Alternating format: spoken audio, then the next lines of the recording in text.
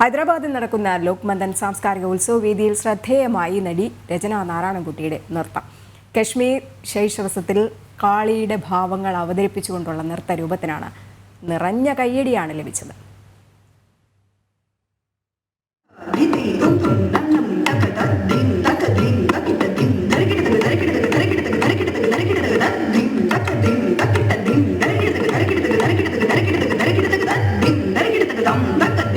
ഭാഗ്യനഗറിൽ ലോക്മന്ദൻ 2024 കലാവിരുന്നിന് തുടക്കം കുറിച്ചുകൊണ്ടാണ് പ്രശസ്ത നടിയും നർത്തകിയുമായ രചന നാരായണൻകുട്ടിയുടെ നൃത്തരൂപം അരങ്ങേറിയത്.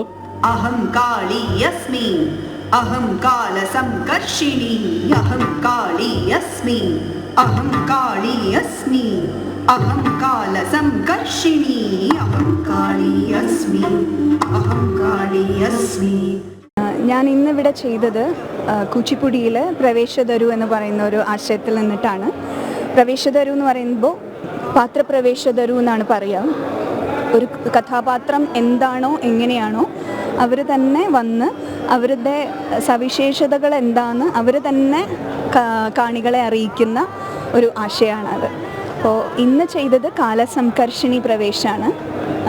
വളരെ പരിമിതമായിട്ടുള്ള ഒരറിവാണ് ഇപ്പം നമുക്ക് ഭാരതീയർക്ക് കാലസംകർഷിണിയെ പറ്റിയുള്ളത്.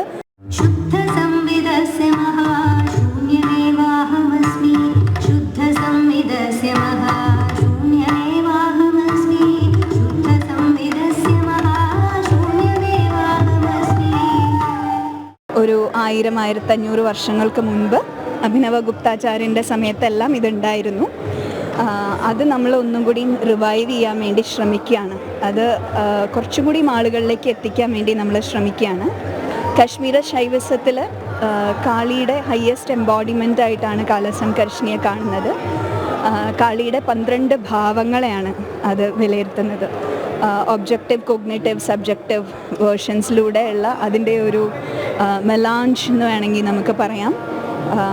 സബ് കോൺഷ്യസ് അതിൽ നിന്നും ഉയർന്ന് ഒരു അൾട്ടിമേറ്റ് അവെയർനെസ്സിലേക്ക് മനുഷ്യനെ എത്തിക്കുന്നത് എന്താണോ അത് തന്നെയാണ് കാലസംകർഷിണി ചെയ്യുന്നത്. അപ്പോൾ കാളി തന്നെ വന്ന് ഞാൻ കാളിയാണ്, ഞാൻ ഇന്ന ഭാവങ്ങളിലൂടെ എല്ലാം നിങ്ങൾക്കുള്ളിലുണ്ട്, ഞാൻ കാരണം സമയവുമില്ല സ്പേസുമില്ല, ടൈം സ്പേസ് എന്നുള്ളൊരു കോൺസെപ്റ്റേ ഇല്ല. കാരണം ടൈമിനെ തന്നെ, സമയത്തിനെ തന്നെ ഒരു ചെറിയൊരു വറ്റ് പോലെ ഉള്ളിലേക്ക് വിഴുങ്ങുന്ന ഒരു സ്വഭാവമുള്ള പ്രകൃതമായിട്ടാണ് കാലസംകർഷിണി ഉള്ളത്. ഇന്ന് അതാണ് ഇവിടെ പെർഫോം ചെയ്തത്. കുച്ചിപ്പുടിയിൽ പ്രവേശധരു എന്ന ആശയത്തിലൂടെ വേദിയിൽ പകർന്നാടിയ മഹാകാളിയുടെ ഭാവങ്ങൾക്ക് നിറഞ്ഞ കയ്യടിയാണ് ലഭിച്ചത്. ഹൈദരാബാദിലെ ലോക്മന്ദൻ വേദിയിൽ നിന്നും ടീം ജനം.